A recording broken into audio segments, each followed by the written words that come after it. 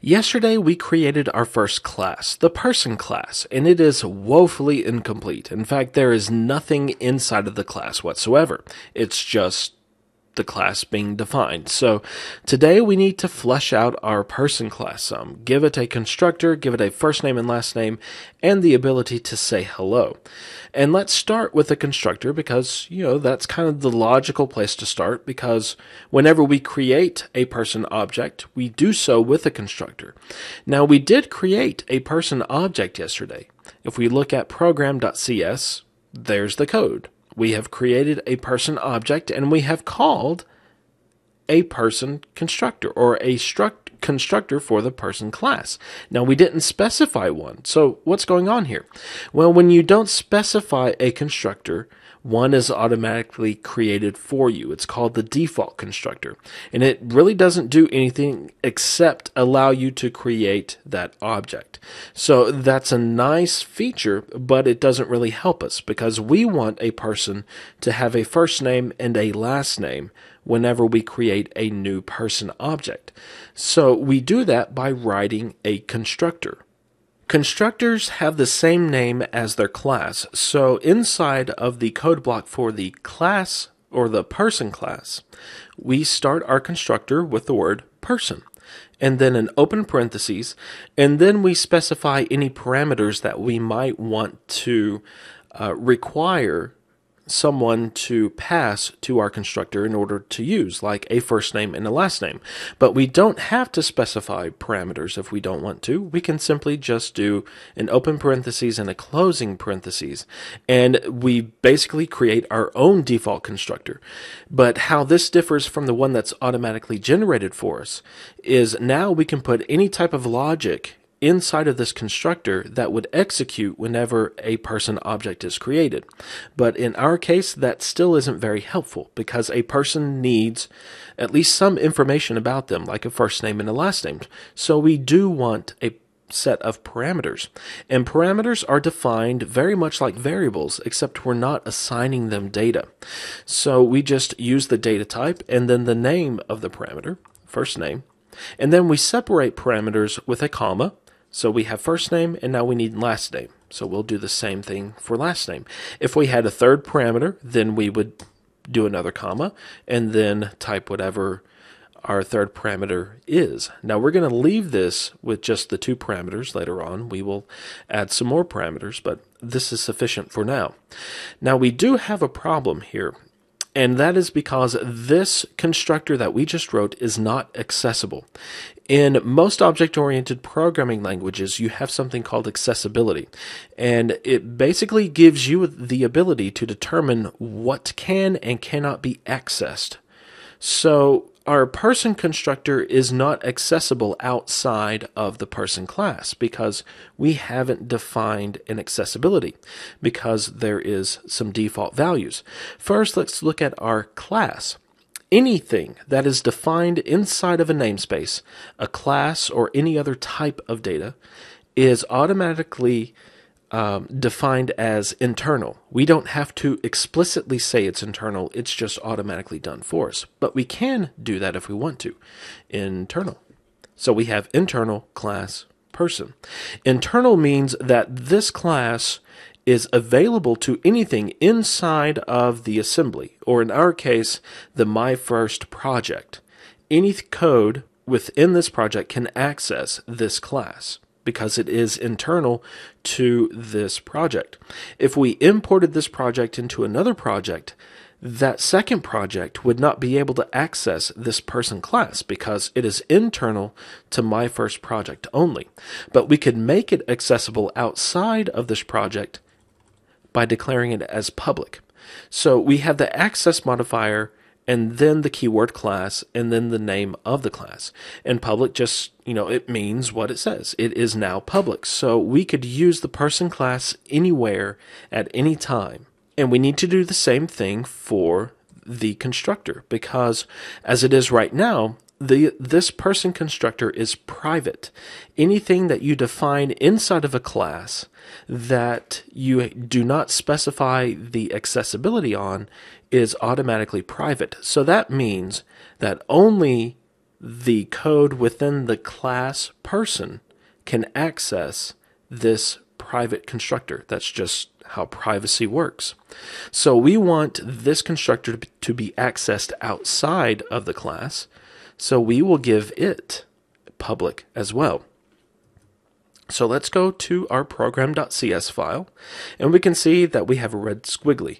And if we didn't set public here as the accessibility, we would still have a red squiggly, but it would have a different error here. But the error that we get is that the person class does not contain a constructor that has 0 arguments. And remember that because we didn't have a constructor, one was automatically being created for us, the default constructor. Well, now that we have defined a constructor, we no longer have that default constructor. Now, we could write one if we wanted to, but we don't because we want a first name and last name for our person. So in order to make this code work, we have to pass in some string values for the first name and last name of this person. So let's do John Doe. And we can see now that the red squiggly goes away and Visual Studio likes our code. And in fact, we could run this and it would be fine. Of course, there's really nothing going on because we are creating a person object, but we're not doing anything with it. So now we have some data that's being passed to the constructor, and we need some way to save it within each person object. So we are going to create some what are called fields. These are fields that are for the class, and they're typically only used by the class because fields are typically private. And these are kind of like a class-wide variable. So anything within the class can access these fields because we don't define them inside of a constructor, or we don't define them inside of a method. They are defined only inside of the class. So we have private, string, and then we need first name. And these are a lot like variables, except that we now have the private keyword instead of just string first name. We can also give these a default value if we wanted to. We could do string.empty if we wanted to, but we're just going to declare them.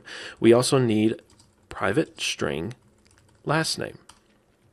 And once again, because these are private, they are not accessible outside of the person class.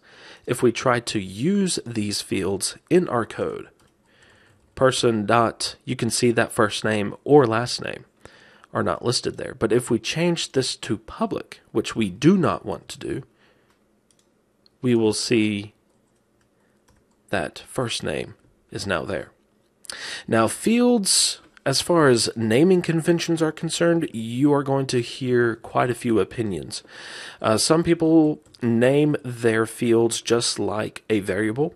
Some people begin them with an underscore. Some people begin them with an underscore and then a capital letter. It really doesn't matter as long as you are consistent. Because everybody seems to have their own opinion as far as fields are concerned. So I'm just going to name them using camel casing. And I guess true camel casing would be with the capital N for first name and last name. Let's do the same for the parameters. And now inside of the constructor, we need some way to take the data from the parameters and assign them to our fields. Now we could do first name equals first name, but then we get kind of ambiguity here, and we are going to get a green squiggly. In fact, it's probably going to say assignment made to the same variable. Did you mean to assign to something else? In this context, first name is the parameter. It is basically a variable, except we have defined it as a parameter and not as a variable. So we need to specify the first name field and then assign it data from the parameter. And we do that using the this keyword. This refers to this object. So whenever we are working inside of our person class, we can use the this keyword to refer to the object that has been created. So we can do the same thing for last name. And there we go. We now have a constructor getting the first name and last name and assigning those values to the first name and last name private fields. These fields are unique for each person object that we create, so no two person objects are going to have the same values for those fields unless if we actually specify that. So now let's create a method because we want our person objects to say hello to something. We want them to be polite. So defining a method is a lot like a constructor, except for there's two main differences. One, it's not the name of the class because that would be another constructor. And two, it has a return type. Now there are accessibility modifiers that we can use for methods. Public, in this case, is going to allow us to use the say hello method wherever we use a person object.